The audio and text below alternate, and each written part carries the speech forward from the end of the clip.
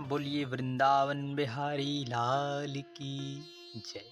जय श्री कृष्ण, राधे राधे। आज हम सभी लोग इस अश्विन मास के कृष्ण पक्ष में अर्थात पितृ पक्ष में पड़ने वाली महादिव्य तिथि एकादशी, इंदिरा एकादशी की तिथि पर आज हम सभी लोग एकादशी की कथा को श्रवण करेंगे। इंदिरा एकादशी के व्रत के महात्म्य को और साथ ही साथ हम सभी लोग तुलसी जी की भी कथा को श्रवण करेंगे। माता तुलसी की कथा को श्रवण करने मात्र से ही व्यक्ति भवसागर को पार कर जाता है, और साथ ही साथ माता तुलसी की कृपा और करुणा किस प्रकार जीव पर होती है, इसकी महिमा हम सभी लोग आज देवी भागवत महापुराण के अनुसार आज हम सभी लोग जानेंगे। तुलसी जी का पूजन, ध्यान, नामाष्टक तथा तुलसी स्तवन का क्या वर्णन है, तो आइए बड़े ही प्रसन्नचित भाव से पहले आप माता तुलसी की बड़ी ही पावन कथा को श्रवण करेंगे। तुलसी महत्व को और कथा को संपूर्ण अवश्य सुनना। उसके बाद हम सभी लोग एकादशी के व्रत के महात्म की कथा को श्रवण करेंगे। और आपको पता हो कि यदि हम व्रत कर रहे हैं या फिर नहीं भी कर रहे हैं, यदि कथा को श्रवण करते हैं तो हमें संपूर्ण फल की प्राप्ति अवश्य होगी। अब आप मुझसे बताइए, हे मुने, सर्वप्रथम किसने उनकी पूजा की थी, किसने उनका स्तवन किया था, किस प्रकार वे सर्वत्र पूज्य हुई? अब आप हमें सविस्तार बताने की कृपा करें, क्योंकि एकादशी की तिथि है। तुलसी जी की विशेष महत्वता को आज इस पवित्र पावन अवसर पर हमें जो कथा सुनने का परम सौभाग्य प्राप्त हुआ है, यह सौभाग्य हमसे छूटने ना पावे। तो सूत जी बोले, हे मुनीश्वरों, नारद जी का वचन सुनकर मुनि श्रेष्ठ भगवान नारायण ने हंसकर सभी पापों का नाश करने वाली पुण्यमयी तथा श्रेष्ठ कथा कहना आरंभ किया। श्री नारायण बोली, भगवान श्री हरि तुलसी जी की विधिवत पूजा करके उस साध्वी के साथ आनंद करने लगे।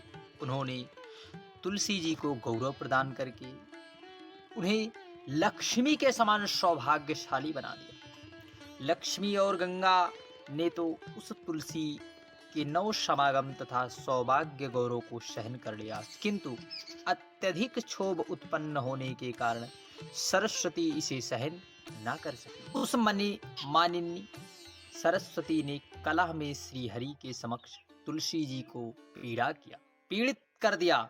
इससे लज्जा और अपमान के कारण तुलसी अंतर्ध्यान हो गई। ज्ञानियों के लिए सर्वसिद्धेश्वरी तथा सिद्ध योगिनी देवी तुलसी के कोप के कारण भगवान श्री हरि की आंखों से ओझल हो गई। जब भगवान श्री हरि ने तुलसी जी को कहीं ना पाया, जब वह कहीं ना देखे, तब सरस्वती को समझा बुझाकर तथा उनसे आज्ञा लेकर तुलसी वन की ओर प्रस्थान कर गए।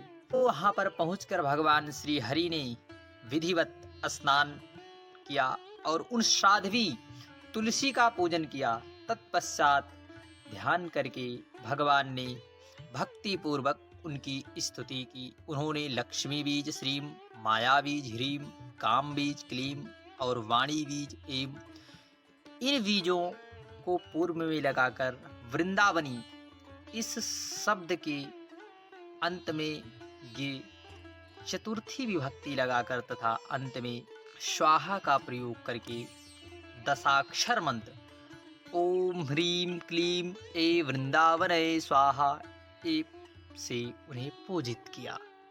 हे नारद, जो इस कल्प वृक्ष रूपी मंत्र राज से विधिवत तुलसी जी की पूजा करता है, वह निश्चित रूप से समस्त सिद्धियों को प्राप्त कर लेता है। हे नारद, घृत का दीप, धूप, सिंदूर, चंदन, नैवेद्य और पुष्प आदि उपचारों तथा स्रोत से भगवान श्री हरि के द्वारा सम्यक पूजित होकर तुलसी देवी वृक्ष से तत्काल प्रकट हो गई। एकाएक वहां पर तुलसी जी का प्रागट्य हो गया। वे कल्याणकारिणी तुलसी प्रसन्न होकर श्री हरि के चरण कमलों की शरण में चली गई। तब भगवान विष्णु ने उन्हें यह वर प्रदान किया, तुम सर्व पूज्या हो। सुंदर रूप वाली तुमको मैं अपने मस्तक तथा वक्ष स्थल पर धारण करूंगा, और समस्त देवता आदि भी तुम्हें अपने मस्तक पर धारण करेंगे। ऐसा कहकर भगवान श्री हरि उन तुलसी को साथ लेकर अपने स्थान पर चले गए। तब नारद जी बोले, हे महाभाग, तुलसी जी का ध्यान क्या है, स्तवन क्या है, पूजा विधान क्या है, यह मुझे बताने की कृपा कीजिए।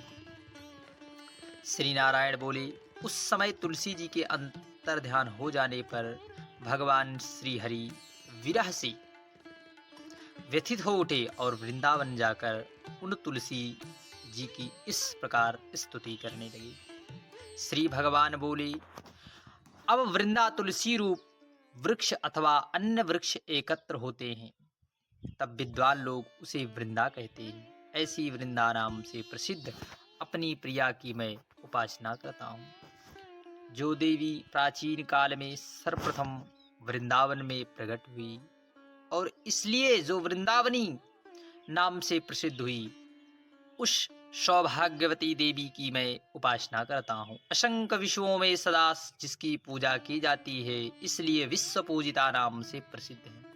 उस सर्व पूजित भगवती तुलसी जी की मैं उपासना करता हूँ।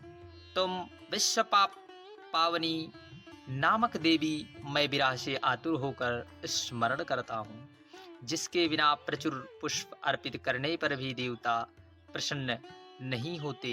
मैं शोकाकुल होकर पुष्पसारा नाम से विख्यात पुष्पों की सारभूत तथा शुद्ध स्वरूपिणी उस देवी तुलसी जी के दर्शन की कामना करता हूँ।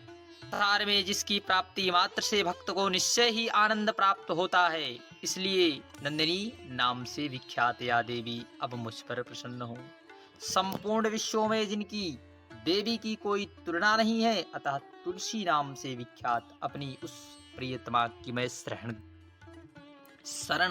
ग्रहण करता हूँ। वह साध्वी तुलसी श्री कृष्ण की जीवन स्वरूपा तथा इन्हें निरंतर प्रेम प्रदान करने वाली, इसलिए कृष्ण जीवनी नाम से प्रसिद्ध वह देवी मेरे जीवन की रक्षा करे। इस प्रकार स्तुति करके लक्ष्मीपति भगवान श्री हरि वहीं विराजमान हो गए। अभी उन्होंने साक्षात तुलसी जी को सामने देखा। वह साध्वी उन श्री हरि के चरण कमलों में अपना मस्तक झुकाए हुए थी और अपमान के कारण वह तुलसी रो रही। ऐसी मान पूजिता प्रिया को देखकर प्रेम मूर्ति श्री हरि ने उन्हें अपने वक्ष स्थल पर स्थान दिया। तत्पश्चात सरस्वती की आज्ञा लेकर श्री हरि ने उन्हें अपने भवन ले आए और वहां शीघ्र ही सरस्वती के साथ उनकी प्रीति करवाई। श्री हरि ने उन्हें यह वर दिया कि तुम सबके लिए तथा मेरे लिए पूजनीय, सिर पर धारण करने योग्य हो, वंदनीय तथा मान्य हो जाओ। भगवान विष्णु के इस प्रकार वरदान से वे देवी तुलसी परम संतुष्ट हो गई और सरस्वती ने उन्हें पकड़कर अपने पास बैठा। हे नारद, उस समय लक्ष्मी और गंगा के मुख पर मुस्कुराहट आ गई और उन्होंने विनम्रता पूर्वक उस साध्वी को पकड़कर अपने घर में प्रवेश करवाया। वृंदावनी विश्व पूजिता विश्व पापनी पुष्पसारा नंदिनी तुलसी तथा कृष्ण जीवनी, तुलसी जी के 8 नाम हैं। वृंदावनी विश्व पूजिता विश्व पापनी पुष्पसारा नंदिनी चा तुलसी कृष्ण जीवनी। जो मनुष्य तुलसी जी की विधिवत पूजा करके नामों के अर्थों से युक्त 8 नामों वाली इस नामाष्टक स्रोत का पाठ करता है, वह अश्वमेध यज्ञ का फल प्राप्त करता है। कार्तिक पूर्णिमा तिथि को तुलसी का मंगलमय प्राकट्य हुआ था। उस समय सर्वप्रथम भगवान श्री हरि ने उनकी पूजा संपन्न की थी। अतः जो मनुष्य उस दिन उस विश्व पावनी तुलसी जी की भक्ति पूर्वक पूजा करता है, वह समस्त पापों से मुक्त होकर विष्णु लोक हो जाता है। विद्वान पुरुष को चाहिए कि इस प्रकार देवी तुलसी का ध्यान, पूजन तथा स्मरण करे, स्तवन करे, उन्हें प्रणाम करे। मैंने आपसे तुलसी जी के उपाख्यान का वर्णन किया। क्या आप और हरे कृष्ण बोलिए। वृंदावन बिहारी लाल की जय। बोलिए वृंदा की, बोली तुलसी माता की जय। विश्व पूजिता विश्व पावनी पुष्पसारा नंदनी तुलसी कृष्ण जीवनी की जय। हरे कृष्ण हरे कृष्ण। आज हम सभी लोग आगे की कथा में भगवान श्री हरि नारायण को प्रसन्न करने वाली इस अश्विन मास के कृष्ण पक्ष की अर्थात पितृपक्ष में पड़ने वाली इंदिरा एकादशी की कथा को सुनेंगे। धर्मराज युधिष्ठिर ने पूछा, मधुसूदन कृपा करके मुझे इस अश्विन मास के कृष्ण पक्ष में पड़ने वाली कौन सी एकादशी है, इसका क्या महत्व है, इसकी संपूर्ण कथा सुनाने की कृपा करें। तब श्री हरि बोले, भगवान श्री कृष्ण बोले, अश्विनी के कृष्ण पक्ष में इंदिरा नाम की एकादशी पड़ती है। इसके व्रत के प्रभाव से बड़े बड़े पापों का नाश हो जाता है। नीच योनि में पड़े पितरों को यह एकादशी सद्गति देती है।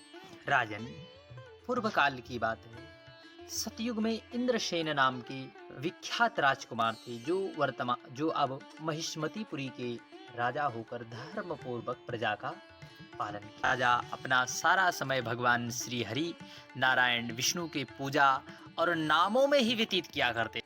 उनका मन सदा आध्यात्म तत्व के चिंतन में संलग्न रहता था। दैव संयोग से भक्तों पर कृपा करने वाले जगत के कल्याण के लिए ब्रह्म ऋषि अर्थात देवर्षि नारद जी राजा एक दिन अपनी राज्य सभा में बैठे हुए थे। इतने में ही देवर्षि नारद जी का आगमन हो जाता है। तब राजा ने उन्हें अभिवादन पूजा आदि करके विधिवत उन्हें आसन पर बैठाया। इसके बाद वे बोले, मुनिश्रेष्ठ, आपकी कृपा से मेरा सर्वथा कुशल है। आज आपके दर्शन मात्र से मेरी संपूर्ण यज्ञ क्रियाएं सफल हो गई हैं। देवर्षि, आपने अपने आने का कारण बताकर मुझ पर कृपा कीजिए। तब नारद जी बोले, नृप श्रेष्ठ, सुनो मेरी बात, मैं आश्चर्य में डालने वाली है। मैं ब्रह्मलोक से यमलोक में आया था। वहां एक श्रेष्ठ आसन पर बैठा और यमराज ने मेरी विधिवत पूजा की। उस समय यमराज की सभा में मैंने तुम्हारे पिता को देखा। वे व्रत भंग के दोष से वहां आए थे। जान, उन्होंने तुमसे कहा है कि एक संदेश दिया है, उसे सुनो। उन्होंने कहा, बेटा, मुझे इंदिरा एकादशी के व्रत का पुण्य देकर स्वर्ग में भेज दो। उनका यह संदेश लेकर मैं तुम्हारे पास आया। राजन, अपने पितरों को स्वर्ग की प्राप्ति के लिए तुम इंदिरा एकादशी का व्रत करो। तब राजा इंद्रसेन बोले, भगवान, कृपा करके इंदिरा एकादशी के व्रत का महात्म और क्या विधि है, क्या विधान है, किस प्रकार पूजा की जाती है, इसका संपूर्ण वृतांत हमें बताएं। नारद जी ने कहा, सुनो, मैं तुमसे इस व्रत का शुभ कारक विधि बतलाता हूँ। अश्विन मास के कृष्ण पक्ष के दशमी के उत्तम दिनों को श्रद्धा युक्त चित्त से प्रातः काल स्नान करें, फिर मध्याह्न में स्नान करके एकाग्रचित होकर एक समय भोजन करें और रात्रि के अंत में निर्मल प्रभात होने पर एकादशी के दिन दातून करके मुख धोएं। इसके बाद भक्ति भाव से निम्नांकित अर्थात कुछ मंत्र भगवान श्री हरि के उपवास का, एकादशी के व्रत का उपवास का नियम ले। इस प्रकार से आप इस मंत्र को पढ़ें। अद्य स्थित्वा निराहारा सर्वभोग विवर्जितः श्रोभोक्षो पुंडरीकाक्ष शरणं मे भवाच्युत। कमल नयन भगवान नारायण, आज मैं सब भोगों से अलग हो निराहार रहकर कल भोजन करूंगा। अच्युत, आप मुझे शरण दें। इस प्रकार नियम करके माध्याह्न काल में पितरों की प्रसन्नता के लिए शालग्राम शिला के सन्मुख विधिवत श्राद्ध करें तथा दक्षिणा से ब्राह्मणों को सत्कार कर उन्हें भोजन करावें।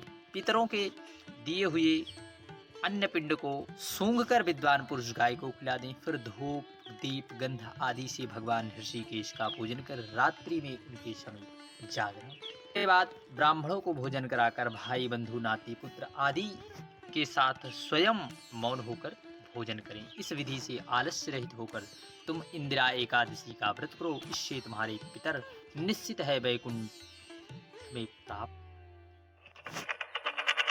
वैकुंठ धाम उन्हें अवश्य प्राप्त होगा। भगवान श्री कृष्ण कहते हैं, राजन, राजा इंद्रसेन ने ऐसा इंद्रसेन से राजा से नारद जी कहकर वहीं अंतर्ध्यान हो गए। राजा ने उनकी बताई हुई विधि से पूजन किया। अपने पुत्र रानियों के साथ और आकाश से पुष्प वर्षा होने लगी। इंद्रसेन के पिता गरुड़ पर सवार हो वो श्री हरि के धाम चले गए। राजर्षि इंद्रसेन भी अकंटक राज्य का भोग करके अपने पुत्र को राज्य पर बिठाकर स्वयं स्वर्गलोक को गए। इस प्रकार मैंने तुमसे इंदिरा एकादशी के व्रत का महत्व कह डाला। इसको सुनने से मनुष्य के सब पाप नष्ट हो जाते हैं। हरे कृष्ण। जय